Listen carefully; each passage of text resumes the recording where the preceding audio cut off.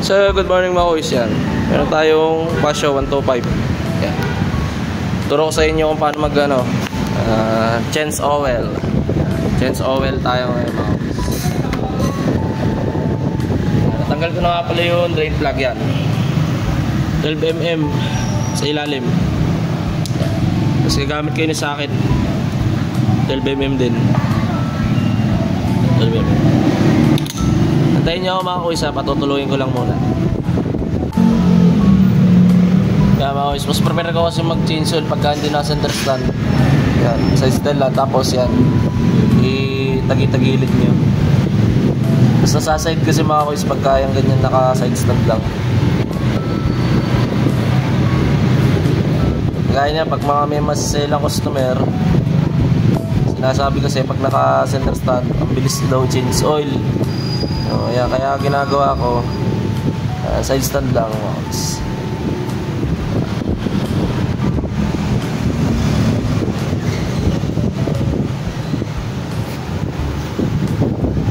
tanggalin nyo na yung pinaka dipstick nya mouse para mapupunasan nyo na.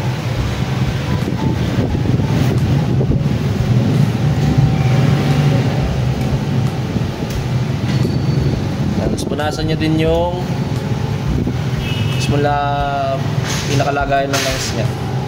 Yan. Lasan nyo lang yan mga kuys. Then tapos lagay mo na yung imbudo.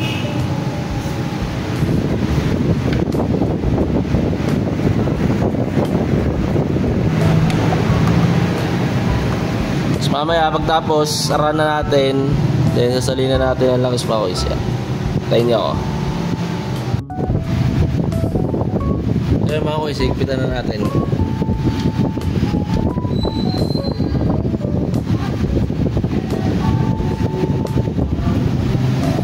Tapos ang torque value lang niya mga kuys ay 24 Newton meter. Yan. Yan, 24 Newton meter mga kuys. Mas maganda kung gagamit kayo ng torque wrench para standard yung higpit. Pag lumakitik na yan mga kuys, yun, ibig sabihin okay na yun mga kuys. Mas maganda gagamit kayo nito. Yan. Next naman natin yung langis. Sasalin na natin ang langis.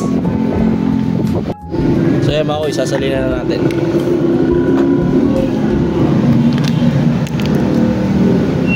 Lukor.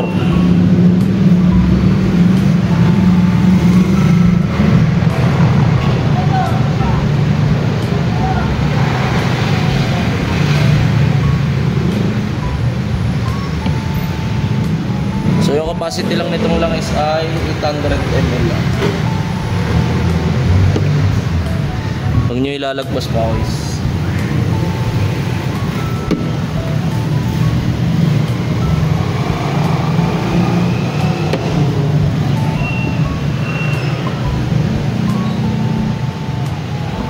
Kasi pagka sobra yung langis mo mga kuys yan, pupunta yung sa airbox, igupin ang throttle body.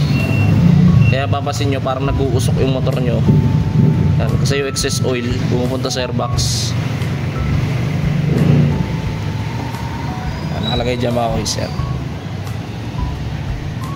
800.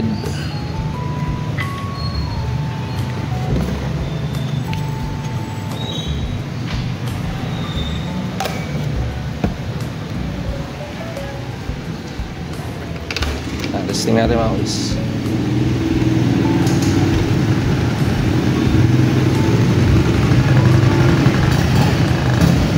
So yun mga kuys, kung may natutunan kayo sa aking tutorial video, paki-follow naman ang aking Facebook page. Then subscribe na kayo sa aking YouTube channel mga kuys. Pasio 125 Yamaha. Salamat mga kuys.